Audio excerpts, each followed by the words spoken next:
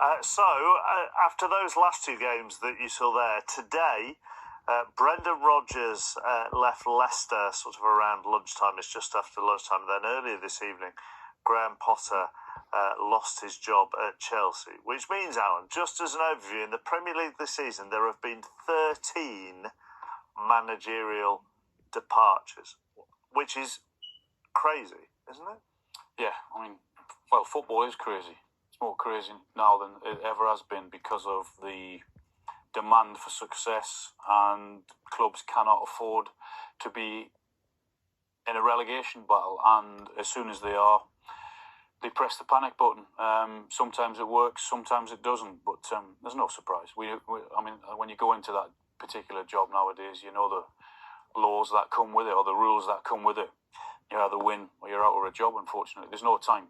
It's been very inconsistent for Graham Potter at Chelsea. And in fact, his points per game in the Premier League is the worst of any Chelsea manager in the Premier League. But is it any surprise that it has been that patchy, given the influx of players?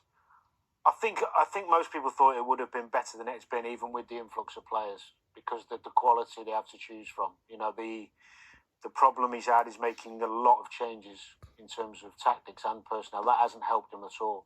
Ultimately, I don't see where you can go. It's very difficult to come back from a stadium that's toxic and booing your team off at half-time and full-time. Al and I were talking about, do we remember a manager that's come back from that?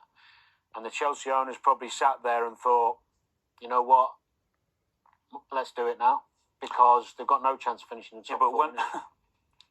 I mean, I've just said that football's crazy. Who on earth goes to a football club and pays over £20 million for their services, him and his staff, puts them on a 5 or 6 year contract on £10 million a year, gives them all these ridiculous amounts of players with a stupid amount of money that's been spent, and 7 months later sack him? It could only happen in football. Well, a new owner. That's who does billionaire owner. That's who does that. I mean, look, we've got all the players that Chelsea have signed under their new regime. We can't fit them all on one page. I'm surprised we could fit them on 2 pages, to be honest with you.